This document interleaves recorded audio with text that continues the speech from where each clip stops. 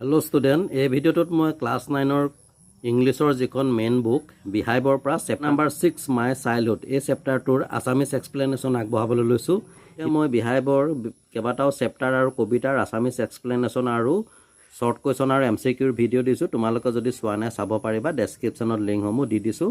তো তেতিয়াহ'লে আমি এতিয়া মাই চাইল্ডহুড চেপ্টাৰটো ডিছকাছ কৰোঁ। মাই চাইল্ডহুড মানে হৈছে মোৰ ল'ৰালি কাল বা মোৰ বাল্যকাল বা মোৰ কৈশোৰকাল। প্ৰথমতে আমি ইয়াত বিফৰ ইউ ৰিডত কি দিছে চাই লওঁ। ইয়াত দিছে can you think of any scientist, তুমি এনেকুৱা এজন বিজ্ঞানীৰ কথা ভাবিব পাৰানে who have also' been statement, লগতে তেওঁ এজন কি হ'ব ৰাজনীতিবিদো, অৰ্থাৎ এজন চাইণ্টিষ্টো লগতে এজন ৰাজনীতিবিদো, তেনেকুৱা এজন চাইণ্টিষ্টৰ কথা তুমি ভাবিব পাৰানে বা মনত পেলাব পাৰানে? তোমালোকে নিশ্চয় গম পাইছা সেইজন হৈছে APJ আব্দুল কালাম। তেখেতে 2002 চনত ভাৰতৰ ৰাষ্ট্ৰপতি হিচাপে নিৰ্বাচিত হৈছিল। আৰু ইয়াৰ লগতে দিছে in his autobiography wings of fire he speak of his childhood, তেখেতৰ যিখন আত্মজীৱনী উইংছ অফ ফায়াৰ, তো সেইখনত তেখেতে অৰ্থাৎ APJ আব্দুল কালামে তেখেতৰ যিটো চাইল্ডহুড বাল্যকাল বা ল'ৰাকালি কাল অথবা শৈশৱ কালৰ বিষয়ে উল্লেখ কৰিছে, যিখিনি আমাক এই পাঠটোত তুলি দিছে। কিন্তু তোমালোকক কৈ থওঁ যে উইংছ অফ ফায়াৰ ইয়াৰ বিষয়ে বিভিন্ন MCQ আহি থাকে বা কুৱেশ্যনো আহি থাকে যে APJ আব্দুল কালামৰ আত্মজীৱনীখনৰ নাম কি আছিল, তেতিয়া তোমালোকে এইটো মনত ৰাখিবা উইংছ অফ ফায়াৰ। আৰু লগতে এইটোও আহি যাব পাৰে MCQত এনেকুৱা এজন চাইণ্টিষ্টৰ নাম কোৱা যি এজন চাইণ্টিষ্ট লগতে এজন ৰাজনীতিবিদ, ষ্টেটমেণ্ট, তেতিয়া তোমালোকে কোনটো চুজ কৰিব লাগিব APJ আব্দুল কালাম। এনেও এতিয়া আমি মূল পাঠটো আলোচনা কৰোঁ। বৰ্ড কি দিছে ফাৰ্ষ্ট ষ্টেঞ্জাটোত বা 1 নম্বৰ পেৰাগ্ৰাফত, I was born into a middle class Tamil family, অৰ্থাৎ মই এটা মধ্যবিত্ত তামিল পৰিয়ালত জন্ম হৈছিলোঁ in the island town of Rameswaram, অৰ্থাৎ ৰামেশ্বৰমক আইলেণ্ড টাৱাৰ বুলি কৈছে, দ্বীপ চহৰ বুলি কৈছে। তো দ্বীপ চহৰ ৰামেশ্বৰমৰ এটা তামিল পৰিয়াল যিটো মধ্যবিত্ত আছিল তেনে এটা পৰিয়ালত তেখেতে জন্ম হৈছিল। নেক্সট কি কৈছে in the east while Madras state, Rameswaram ক'ত আছে? মাদ্ৰাছ ষ্টেটত আছে, মাদ্ৰাছ ৰাজ্য, যিখনক আগতে মাদ্ৰাছ ৰাষ্ট্ৰ বুলি কোৱা হৈছিল কিন্তু বৰ্তমান এখন তামিলনাডু হিচাপে স্বীকৃতি দিয়া হৈছে। নেক্সট কি দিছে my father Jainulabdeen had neither much formal education nor much well, কি কৈছে যে তেখেতৰ দেউতাক জয়নালাবদিনৰ কি কৈছে head neither much formal education, তেখেতৰ বৰ বেছি আনুষ্ঠানিক শিক্ষা নাছিলে, ফৰ্মেল এডুকেশ্যন মানে আনুষ্ঠানিক শিক্ষা, নৰ মাছ ৱেল্থ, লগতে তেখেতৰ বহুত সা সম্পত্তিও নাছিলে। ডেছপাইট দিছ ডিছএডভান্টেজ, কিন্তু এনেকুৱা ধৰণৰ বিভিন্ন ডিছএডভান্টেজ মানে অসুবিধা থকা স্বত্তেও he possessed great innate wisdom, তেওঁ অত্যন্ত জ্ঞানৰ অধিকাৰী আছিল। And a true generosity of spirit, spirit মানে আত্মা, তেখেতৰ আত্মাটো কেনেকুৱা আছিল? উদাৰ আছিল। তো ইয়াত কি কৈছে যে মোৰ দেউতা জয়নালাবদিনৰ যদিও বৰ বেছি আনুষ্ঠানিক শিক্ষা নাছিল বা বৰ বেছি সম্পত্তি নাছিল, কিন্তু এনেকুৱা ধৰণৰ অসুবিধা হোৱা স্বত্তেও বংশগতভাৱে তেখেতে অত্যন্ত জ্ঞানৰ অধিকাৰী আছিল আৰু লগতে কি আছিল? তেখেতৰ আত্মা অতি উদাৰ আছিল, তেখেত অতি উদাৰ আছিল। He had an ideal helpmate in my mother Ashiamma, তেখেতৰ কি আছিল? এগৰাকী আদৰ্শৱান সহধৰ্মিনী, অৰ্থাৎ আব্দুল কালামৰ মাকৰ কথা কৈছে, নামটো কি? আছিয়াম্মা। মনত ৰাখিবা এইবিলাক আহি থাকে MCQত। I do not recall the exact number of people, যে মই কিমানখিনি মানুহ আছিলে প্ৰকৃততে সেইখিনি মই ৰিকল মনত পেলাব নোৱাৰোঁ। চি ফিট এভৰিডে, যিসকলক তেওঁ প্ৰত্যেক দিনাই খুৱাইছিল বা খাবলৈ দিছিল।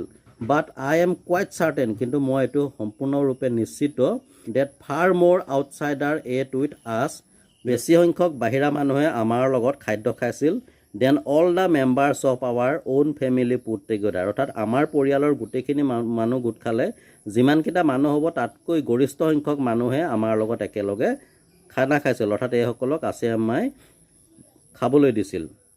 আমি 2 নম্বৰ পেৰাগ্ৰাফলৈ, ইয়াত দিছে I was one of many children, মই বহুকেইজন সন্তানৰ মাজৰ এজন আছিলোঁ, মানে তেখেতৰ কেইবাজনো ককায়েক ভাইক আছিলে, তাৰ মাজৰ তেখেত আছিল এজন আব্দুল কালাম। এ শ্বৰ্ট বয়, এজন কি আছিলোঁ? চাপৰ ল'ৰা, উইথ ৰাডাৰ আনডিষ্টিংগুইছ লুক, তেখেতক কেনেকুৱা বুলি কৈছে নিজকে? আনডিষ্টিংগুইছ লুক, অৰ্থাৎ অস্বাভাৱিক, যাক এবাৰ দেখিলে সহজতে মনত ৰাখিব নোৱাৰি। Born to tall and handsome parents, আৰু তেখেতে ক'ত জন্ম হৈছিলে? টল, অৰ্থাৎ তেখেতৰ মাক দেউতাক আছিয়াম্মা আৰু জয়নালাবদিন ওখ আছিলে। এণ্ড হেণ্ডচম পেৰেণ্টছ, তেখেতৰ অভিভাৱক কেনেকুৱা আছিলে বুলি কৈছে? হেণ্ডচম, দেখিবলৈ সুন্দৰ আছিলে। We live in our ancestral house, ancestral মানে হৈছে পৈতৃকভাৱে পোৱা তেওঁলোকৰ যিটো ঘৰ, অৰ্থাৎ আব্দুল কালামৰ পূৰ্বপুৰুষসকলে বনাই থোৱা এটা ঘৰত তেওঁলোকে বাস কৰিছিল। Which was build in the middle of the 19th century, যিটো ঘৰ 19 শতিকাৰ মাজভাগতে নিৰ্মাণ কৰা হৈছিল। It was a fairly large পকা হাউচ। এইটো এটা হৈছে কি ফেয়াৰলি লাৰ্জ পকা হাউচ, এটা কি কৈছে বিশাল পকা ঘৰ আছিল, এটা ডাঙৰ পকা ঘৰ আছিল। মেড অফ লাইমষ্টন, লাইমষ্টন মানে চূণশিল, কিহে বনাইছিলে চূণশিল এণ্ড ব্ৰিক ইটাৰে। On the mosque street in Rameswaram, অৰ্থাৎ ৰামেশ্বৰমৰ যিটো মছজিদ পথ আছিল সেই পথৰ কিনাৰতে আছিল। My austere father used to avoid all essential comfort and luxuries. ইয়াত অষ্ট্ৰিয়াৰ মানে হৈছে দেখাত সহজ সৰল কিন্তু কিছু কিছু ক্ষেত্ৰত কঠোৰ। তো তেখেতৰ নিজৰ আব্দুল কালামে তেখেতৰ দেউতাকক কৈছে যে my austere father used to avoid all inessential comfort and luxuries, অৰ্থাৎ অপ্ৰয়োজনীয় সা সুবিধা আৰু বিলাসিতাপূৰ্ণ বস্তুবিলাক তেখেতৰ দেউতাকে এৰাই চলিছিল। হাউএভাৰ, যদিও অল নেচেচিটিজ ৱেৰ প্ৰভাইডেড ফৰ, কিন্তু যিখিনি দৰকাৰী বস্তু সেইখিনি তেখেতে আমাক কি কৰিছিলে যোগান ধৰিছিলে। ইন টাৰ্মছ অফ ফুড, খাদ্যৰ ক্ষেত্ৰতে হওক, মেডিচিন অৰ ক্লথ, ঔষধ বা কাপোৰৰ ক্ষেত্ৰত হওক, সেইখিনি কিন্তু তেখেতে কি কৰিছিলে যোগান ধৰিছিলে। In fact I would say mine was a very secure childhood. কি কয় সকলোবিলাক দিশ চালি জাৰি চাই তেওঁ কি কৰিব পাৰে যে I would say mine was very secure childhood, অৰ্থাৎ মোৰ যিটো শৈশৱকাল অতি নিৰাপদ আছিল, ছিকিউৰ আছিল। বোথ মেটাৰিয়েলি এণ্ড ইম'চনেলি, বস্তুগতভাৱে হওক বা আৱেগিকভাৱে হওক বা মৰমৰ ক্ষেত্ৰতে হওক, মোৰ অৰ্থাৎ আব্দুল কালামৰ চাইল্ডহুড যিটো বাল্যকালটো কি আছিলে বুলি কৈছিলে অত্যন্ত ছিকিউৰ আছিল, নিৰাপদ আছিল বুলি কৈছিল। আৰু থাৰ্ড পেৰাগ্ৰাফলৈ ইয়াত দিছে the second world war broke out in 1939, অৰ্থাৎ দ্বিতীয় বিশ্বযুদ্ধ 1939 চনত চাৰিওফালে বিয়পি পৰিছিল। এইটো তোমালোকৰ MCQ আহি থাকে, চিন মাৰি ৰাখিবা। When I was 8 years old, আৰু তেতিয়া মোৰ বয়স আছিলে মাত্ৰ 8 বছৰ। For reason I have never been able to understand, মই বুজিবলৈ সমৰ্থ হোৱা নাছিলোঁ। A sudden demand for tamarind seeds, কি কৈছে যে আকস্মিকভাৱে টামাৰিন ছিড মানে হৈছে তেতেলী গুটিৰ চাহিদা কি হৈছিলে বৃদ্ধি পাইছিল। ইৰুপ্টেড ইন দ্য মাৰ্কেট, ইৰাপ্টেড মানে হৈছে বিয়পি পৰা বা বাঢ়ি অহা, অৰ্থাৎ মাৰ্কেটত তেতেলী গুটিৰ ডিমাণ্ড আকস্মিকভাৱে বাঢ়ি গৈছিল। I use to collect the seeds, মই তেতেলীৰ গুটি সংগ্ৰহ কৰিছিলোঁ। And sell them to a provision shop on mosque street, অৰ্থাৎ মছজিদ পথৰ কিনাৰৰ এখন দোকান প্ৰভিজন শ্বপ, য'ত সেইটো তেখেতে আগতীয়াকৈ কথা পাতি লৈছিল যে তেখেতে তাত তেতেলী গুটিৰ যোগান ধৰিব। তো সেই দোকানখনত তেওঁ প্ৰতিদিনে কি কৰিছিল তেতেলী গুটি সংগ্ৰহ কৰি বিক্ৰী কৰিছিল। A day's collection would fetch me the princely sum of 1 anna, আৰু এদিনত তেখেতে মুঠতে কিমান টকা পাইছিল তেতেলী গুটি বিক্ৰী কৰি 1 আনা, অৰ্থাৎ 1 অনা পাইছিল। আৰু যিটো তেওঁৰ বাবে কি কৈছে প্ৰিন্সলি চাম, তেখেতৰ বাবে এক ৰাজকীয় সন্মান নিচিনা লাগিছিল যে তেখেতে দিনটোত 1 অনা সংগ্ৰহ কৰিছে, যিটোৰ বাবে তেখেতে এক ৰাজকীয় গৌৰৱ অনুভৱ কৰিছিল। ঠিক তেনেকুৱা নিচিনা তেখেতৰ ফিলিং হৈছিল, কাৰণ তেখেতৰ বয়স আছিলে মাত্ৰ 8 বছৰ। ইয়াৰ পিছত দিছে মাই brother in law Jallaluddin would tell me stories about the war, অৰ্থাৎ তেখেতৰ ব্ৰাদাৰ ইন ল মানে হৈছে ভিনিয়েক জয়নালুদ্দিনে আব্দুল কালামক দ্বিতীয় বিশ্বযুদ্ধৰ বিভিন্ন কাহিনী কৈছিল। Which I would later attempt to trace in the headlines in Dinamani. তো ইয়াত কি দিনমণি হৈছে এখন নিউজ পেপাৰ নাম, এইটো শ্বৰ্ট কুৱেশ্যন বা MCQ আহি থাকে, তোমালোকে মনত ৰাখিবা। আৰু ইয়াত কি কৈছে যে I would later attempt to trace in the headline in Dinamani, অৰ্থাৎ তেখেতৰ ভিনিয়েক জয়নালুদ্দিনে দ্বিতীয় বিশ্বযুদ্ধৰ যিবিলাক কাহিনী কৈছিলে সেইবিলাক পৰৱৰ্তী কালত তেখেতে দিনমণিৰ বাতৰি কাকতৰ হেডলাইনত প্ৰকাশ কৰিবলৈ চেষ্টা কৰিছিল। Our area being isolated was completely unaffected by the war, অৰ্থাৎ কি কৈছে তেওঁলোকৰ যিটো এৰিয়াটো আইচলেটেড অলপ ভিতৰুৱা আছিল, অৰ্থাৎ পৃথক আছিল, আৰু যাৰ বাবে completely unaffected by the war, অৰ্থাৎ যুদ্ধৰ দ্বাৰা দ্বিতীয় বিশ্বযুদ্ধৰ দ্বাৰা তেওঁলোকৰ অঞ্চলটো কোনো ধৰণৰ ক্ষতিগ্ৰস্ত হোৱা নাছিল বা প্ৰভাৱ পৰা নাছিল। বাট চুন India was force two join the align forces, কিন্তু খুব সোনকালে ইণ্ডিয়াক দ্বিতীয় বিশ্বযুদ্ধৰ যিটো সন্মিলিত বাহিনী তাত যোগদান কৰিবলৈ জোৰ কৰা হৈছিল। And something like to state of emergency was declared, আৰু তেতিয়া সমগ্ৰ ৰাজ্যতে কি হৈছিল এটা ইমাৰ্জেঞ্চি অৰ্থাৎ জৰুৰীকালীন অৱস্থা ঘোষণা কৰা হৈছে, ডিক্লেয়াৰ কৰা হৈছিল।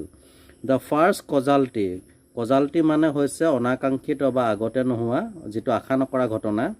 The first casualty came in the form of suspension of the train halt at Rameswaram station, অৰ্থাৎ এই যিটো জৰুৰীকালীন অৱস্থা ঘোষণা কৰিলে তাৰ প্ৰথমটো প্ৰভাৱ কি পৰিছিলে দ্য ফাৰ্ষ্ট কজালিটি প্ৰথমটো অনাকাংক্ষিত ঘটনা হৈছিলে in the form of suspension মানে কি হৈছে বাতিল কৰা অৰ্থাৎ আগতে যিটো ৰামেশ্বৰম ৰেল ষ্টেচনত ট্ৰেইন ৰখিছিল বা ৰৈছিল যাত্ৰীসকলৰ বাবে তাত ট্ৰেইন ৰোৱাটো বন্ধ কৰিছিল তাত বাতিল কৰা হৈছিল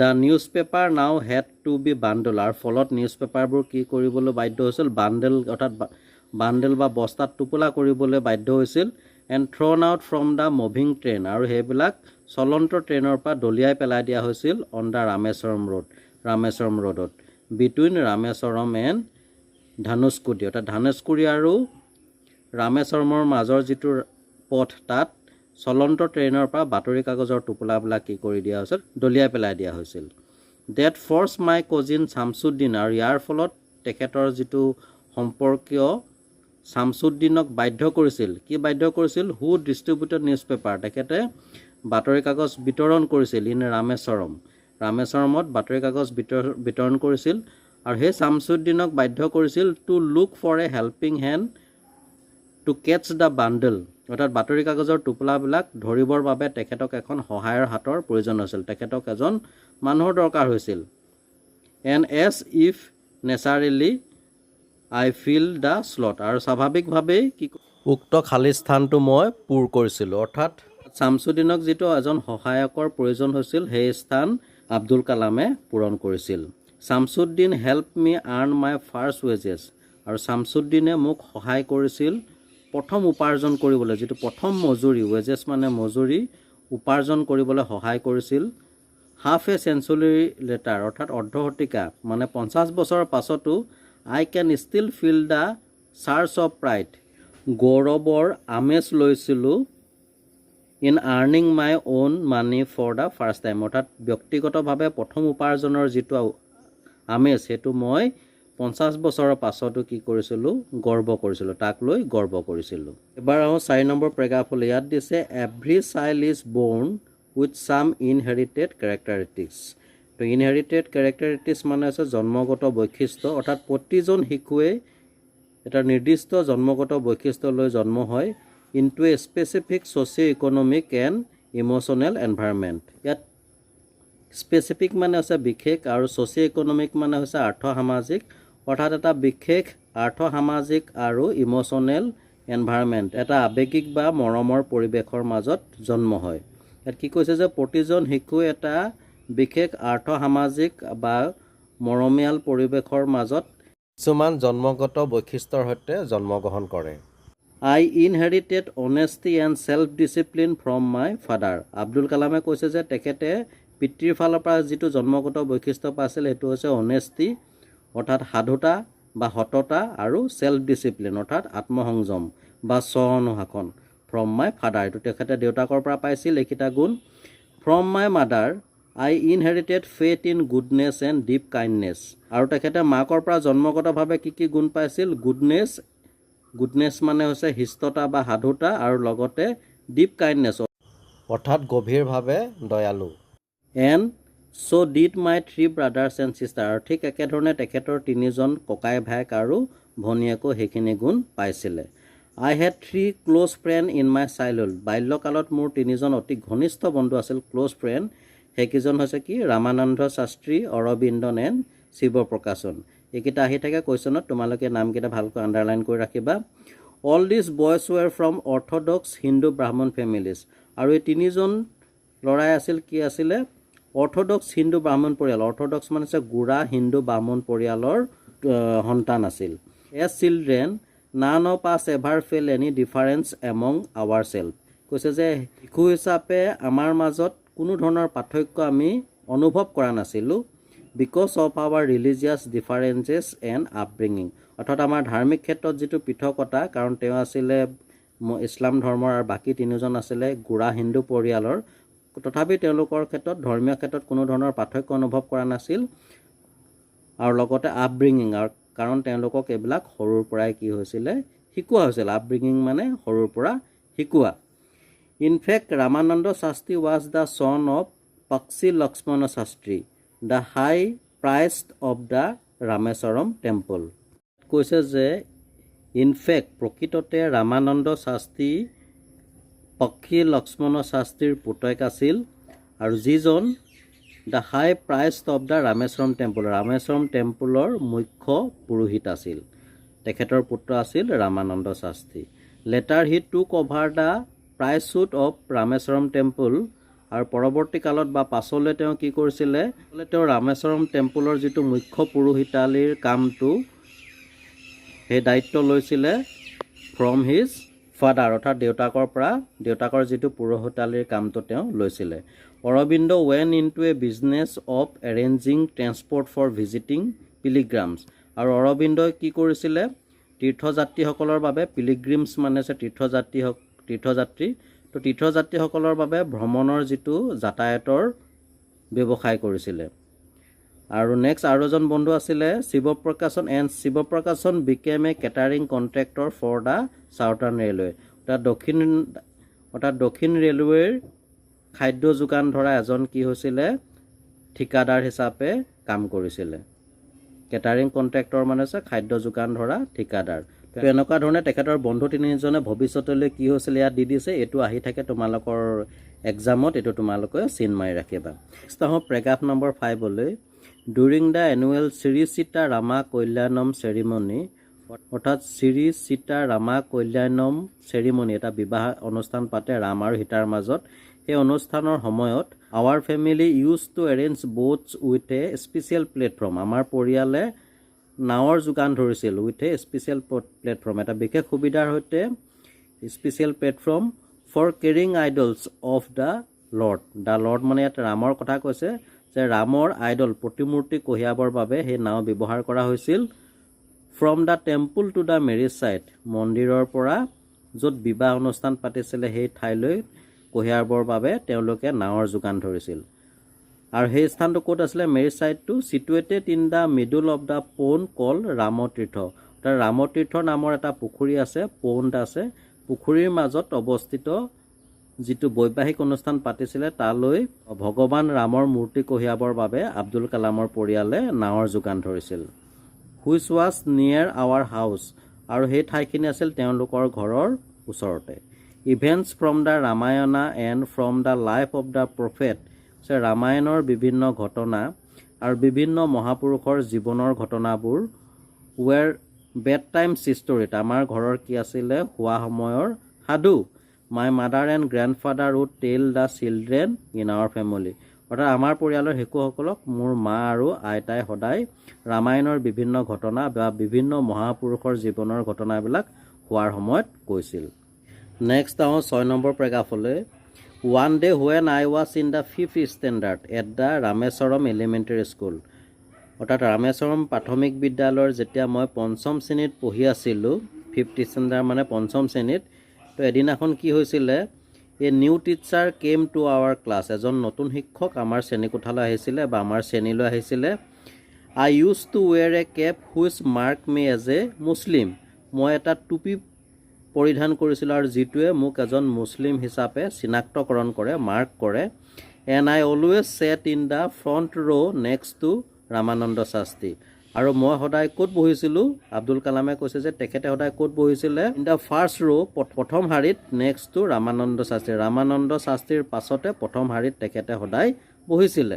হু ৱৰ দ্য চেক্ৰিট থ্ৰেড, অৰ্থাৎ তেখেতৰ মাথাৰ পিছফালে ৰামানন্দ শাস্ত্ৰীৰ মূৰৰ পিছফালে এডাল কি আছিল, টিকনি আছিল। যিহেতু ইয়াকে বুজাব বিচাৰিছে যে এইটোৱে তেখেতক এজন হিন্দু ছাত্ৰ হিচাপে চিনাক্তকৰণ কৰিছিল।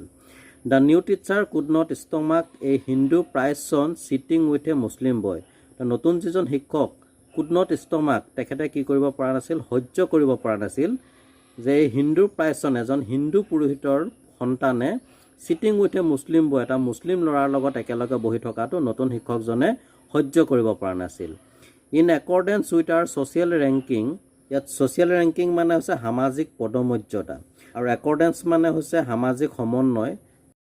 এজ দ্য নিউ টিচাৰ শ্ব'ইট, অৰ্থাৎ ইয়াত এইটো ক'ব বিচাৰিছে যে নতুন শিক্ষকজনৰ দৃষ্টিভংগীটো কেনেকুৱা আছিলে আমাৰ সমাজৰ যিটো শ্ৰেণী বিভাজন বা সামাজিক পদমৰ্যাদা অনুসৰি, অৰ্থাৎ উক্ত দৃষ্টিভংগীৰে নতুন শিক্ষকজনে এজন হিন্দু ব্ৰাহ্মণৰ লগত এজন মুছলিম ছাত্ৰ একেলগে বহা কথাটো লক্ষ্য কৰিছিল বা দৃষ্টি নিক্ষেপ কৰিছিল।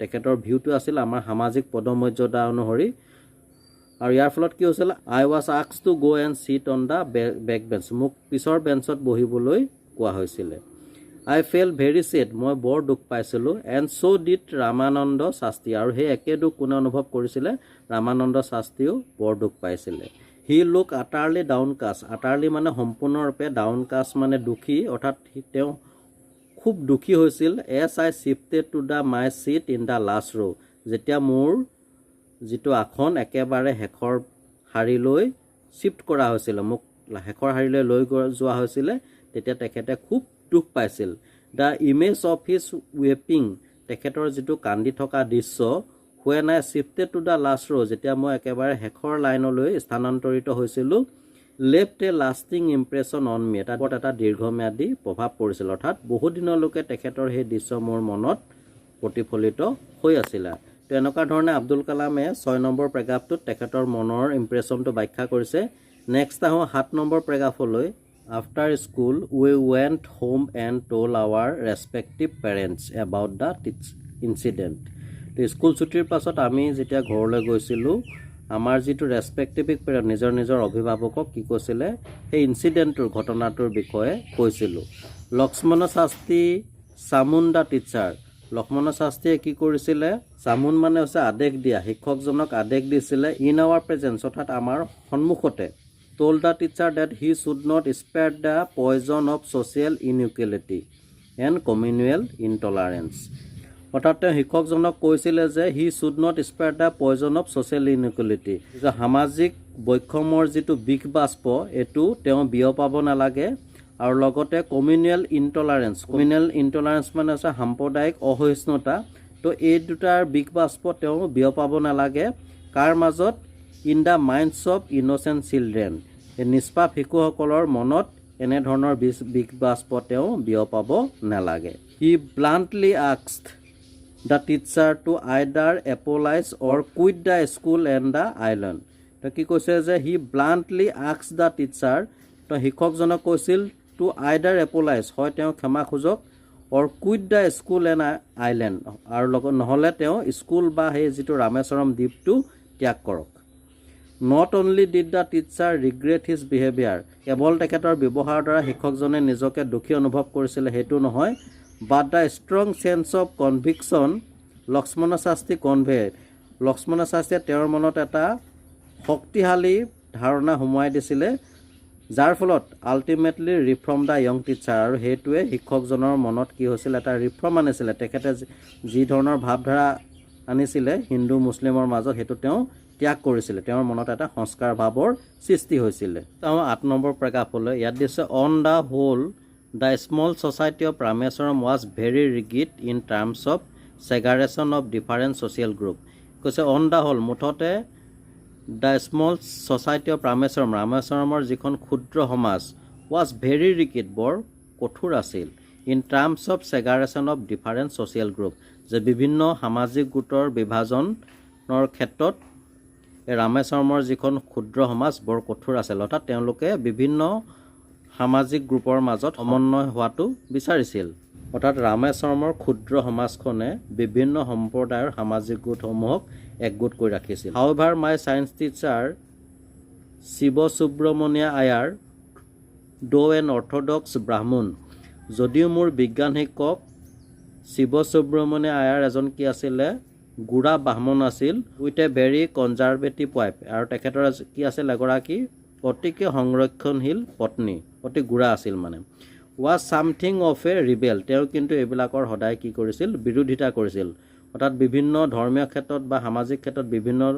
বিভাজনৰ তেখেতে বিৰোধিতা কৰিছিল he did his best to break social barriers তেখেতে কি কৰিছিল তেখেতে যিমানখিনি পাৰে চেষ্টা কৰিছিল ছ'চিয়েল বেৰিয়াৰ্ছ সামাজিক বাধাসমূহ বা সামাজিক প্ৰতিবন্ধকতাসমূহ দূৰ কৰিবলৈ চেষ্টা কৰিছিল so that people from varying background could mingle easily যাতে বিভিন্ন বেকগ্ৰাউণ্ডৰ পৰা লোকসকল সহজতে সন্মিলিত হ'ব পাৰে একগোট হ'ব পাৰে he used to spend hours with me and would say আৰু তেখেতে ঘণ্টাৰ পিছত ঘণ্টা মোৰ লগত অতিবাহিত কৰিছিল আৰু মোক কৈছিল Kalam I want you to develop so that you are on par with the highly educated people of the big cities. তেওঁ কৈছিলে যে মই তোমাৰ উন্নতি হোৱাটো বিচাৰোঁ যাতে তুমি so that you are on par with the highly educated people in the big city. অৰ্থাৎ ডাঙৰ ডাঙৰ চহৰৰ উচ্চ শিক্ষিত মানুহসকলৰ সমপৰ্যায়লৈ যাতে যাব পাৰা আৰু ঠিক তেনেকুৱা ধৰণে তোমাৰ উন্নতি হোৱাটো মই বিচাৰোঁ। এবাৰ চাওঁ 9 নম্বৰ প্ৰেক্ষাপট কি আছে। One day he invited me to his home for a meal. ইয়াত সি মানে তেখেতৰ যিজন ছায়েন্স টিচাৰ সুব্ৰমণিয়া আয়াৰৰ কথা কৈছে। এইটো আহি থাকে MCQত, তোমালোকে মনত ৰাখিবা। তো কি কৈছে, সুব্ৰমণিয়া আয়াৰে তেখেতক এদিন নিমন্ত্ৰণ জনাইছিলে তেখেতৰ ঘৰলৈ ফৰ এ মিল, এসাঁজ খোৱাৰ বাবে, অৰ্থাৎ ভোজনৰ বাবে তেখেতক আমন্ত্ৰণ জনাইছিলে। হিজ ৱাইফ ৱাজ হৰিফাইড, তেখেতৰ পত্নীয়ে কি কৈছিলে, ভয় খাইছিলে। At the idea of Muslim boy being invited to dine in her ritually pure kitchen. Ritually pure kitchen মানে হৈছে ধৰ্মীয়ভাৱে যিটো শুদ্ধ, তেখেতৰ পাকঘৰত এজন মুছলিম বয়ক ভাত খাবলৈ মতা কাৰ্যটোত তেখেতৰ পত্নীয়ে কি হৈছিলে, ভয় খাইছিলে। কাৰণ আমি ইতিমধ্যে পাইছোঁ যে তেখেতৰ পত্নী অতি কনজাৰভেটিভ সংৰক্ষণ আছিলে। She refuse to serve me in her kitchen. ইয়াত কৈছে যে সুব্ৰমণিয়া আয়াৰ পত্নীয়ে আব্দুল কালামক তেখেতৰ পাকঘৰত ভাত খাবলৈ দিবলৈ অমান্তি হৈছিলে। শিৱ সুব্ৰমণিয়া আয়াৰ ৱাজ নট পাৰ্টাৰবেড মানে হৈছে অসুবিধা অনুভৱ কৰা। শিৱ সুব্ৰমণিয়া আয়াৰে কোনো ধৰণৰ অসুবিধা অনুভৱ কৰা নাছিল। Nor did he get angry with his wife, অৰ্থাৎ তেখেতৰ ঘৈণীয়েকলৈ তেখেতৰ খং উঠা নাছিল বা ঘৈণীয়েকক খং কৰাও নাছিল। বাট ইনষ্টিড, তাৰ পৰিৱৰ্তে serve me with his on hand, তেখেতে নিজৰ হাতেৰে খাদ্যবস্তুসমূহ মোক দিছিলে। এণ্ড ছেট ডাউন বিচাইড মি, মোৰ ওচৰতে বহিছিলে। টু ইট হিজ অ'ন মিল, তেখেতৰ খাদ্য খাবলৈ মোৰ ওচৰতে বহিছিলে। হিজ ৱাইফ ৱাটছ আছ from behind the kitchen door, অৰ্থাৎ তেখেতৰ পত্নীয়ে আমাৰ পাছফালে থকা পাকঘৰৰ দৰজাৰ পৰা আমাক লক্ষ্য কৰি আছিলে। আই ৱণ্ডাৰ্ড, মই আচৰিত হৈছিলোঁ। Weather C head observe any difference, তেওঁ কিবা পাৰ্থক্য দেখা পাইছিল নেকি বা লক্ষ্য কৰিছিল নেকি। In the way I ate rice, মই কেনেকুৱা ধৰণে ভাত খাইছোঁ। ড্ৰাংক ৱাটাৰ, কেনেকুৱা ধৰণে পানী খাইছোঁ। Or clean the floor after the meal, আৰু খাদ্য খোৱাৰ পাছত যে মজিয়াখন চফা কৰি দিছিলোঁ বা পৰিষ্কাৰ কৰিছিলোঁ, তো এইকেইটা ক্ষেত্ৰত তেখেতে কিবা পাৰ্থক্য দেখা পাইছিল নেকি, সেইটো ভাবি মই আচৰিত হৈছিলোঁ। When I was living his house, যেতিয়া মই তেখেতৰ ঘৰ ত্যাগ কৰিছিলোঁ বা তেখেতৰ ঘৰৰ পৰা যাবলৈ ওলাইছিলোঁ, Subramania Iyer invited me to join him for dinner again the next weekend. Subramania Iyer মোক পুনৰবাৰ কি কৰিছিলে, নিমন্ত্ৰণ জনাইছিলে নেক্সট উইকেণ্ড, সপ্তাহৰ শেষৰ দিনা তেখেতৰ ঘৰত ডিনাৰৰ বাবে আমন্ত্ৰণ জনাইছিলে। অবজাৰ্ভিং মাই হেজিষ্টেশ্যন মানে হৈছে অস্বস্তি। তো মোৰ যিটো অস্বস্তি সেইটো তেওঁ অবজাৰ্ভ কৰি, তেওঁ নিৰীক্ষণ কৰি, he told me not to upset, কৈছে যে তুমি ইয়াৰ বাবে উদ্বিগ্ন হ'ব নালাগে। ছেইং, আৰু কি কৈছিল, once you decide to change the system, অৰ্থাৎ আমাৰ যিটো ধৰ্মীয় বিভেদ, সেই ছিষ্টেমটোক যদি তুমি এটা সময়ত পৰিৱৰ্তন কৰিম বুলি সিদ্ধান্ত লৈছা, such problem have to be confronted, অৰ্থাৎ এনেকুৱা ধৰণৰ সমস্যাৰ তুমি সন্মুখীন হ'বই লাগিব। When I visit his house the next week, পিছৰ সপ্তাহত যেতিয়া তেখেতৰ ঘৰ মই ভিজিট কৰিছিলোঁ, ভ্ৰমণ কৰিছিলোঁ, Subramania Iyer's wife took me inside her kitchen, Subramania Iyer পত্নীয়ে তেখেতৰ পাকঘৰলৈ মোক লৈ গৈছিল। And serve me food with her own hands, আৰু তেখেতে নিজ হাতেৰে মোক খাদ্য খাবলৈ দিছিল। নেক্সট 10 নম্বৰ প্ৰেক্ষাপট কি দিছে আমি চাওঁ। Then the second world war was over, the Indians freedom was imminent, সেই সময়তে দ্বিতীয় বিশ্বযুদ্ধ সামৰণি পৰিছিল আৰু ভাৰতৰ যিটো স্বাধীনতা সেইটো কি হৈছিল, সম্পূৰ্ণৰূপে প্ৰকট হৈ পৰিছিল, অৰ্থাৎ পূৰ্ণ সম্ভাৱনাই দেখা দিছিল। Indians will build there on India declared Gandhiji, ভাৰতীয়সকলে নিজৰ ভাৰত নিৰ্মাণ কৰিব, এনেকুৱা ধৰণে মহাত্মা গান্ধীয়ে ঘোষণা কৰিছিল। The whole country was filled with an unprecedented optimism মানে হৈছে আশাবাদী। তো সম্পূৰ্ণ ভাৰতবৰ্ষতে এটা অভূতপূৰ্ব আশাই বিয়পি পৰিছিল। I ask my father for permission, মই মোৰ দেউতাৰ পৰা অনুমতি বিচাৰিছিলোঁ।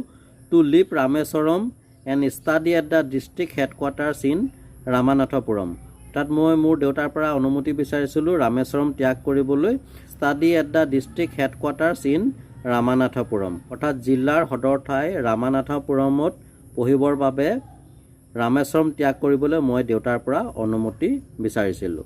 এবাৰ আমি লাষ্ট পেৰাগ্ৰাফ 11লৈ he told me as if thinking aloud তেওঁ বহু সময় ধৰি চিন্তা কৰি মোক কৈছিল শেষত Abu I know' you have to go' away to grow' Abu মই জানো যে তুমি ডাঙৰ হ'বলৈ আমাক এৰি যাবই লাগিব অৰ্থাৎ দূৰলৈ যাবই লাগিব does the seagull not fly across the sun alone and without a nest seagull মানে এবিধ পক্ষীৰ কথা কৈছে চৰাইৰ কথা কৈছে চৰাইবিলাকে সূৰ্যৰ বহু কাষলৈ উৰি নাযায় নে অকলশৰে উইদাউট এ নেষ্ট বাঁহ নোহোৱাকৈ হি কোটেড খালিল গিৰবাল টু মাই হেচিটেড মাদাৰ অৰ্থাৎ তেখেতৰ মাকে হয়তো আবুল কালামক দূৰলৈ পঢ়িবলৈ যাবলৈ দিয়াত অলপ আপত্তি দৰ্শাইছিল গতিকে তেখেতক এটা খলিল গিৰবালৰ উদাহৰণ দি কৈছিল your children are not your children তোমাৰ সন্তানবিলাক তোমাৰ নহয় they are the sons and daughters of life longing for itself পুত্ৰ আৰু কন্যাসকলৰ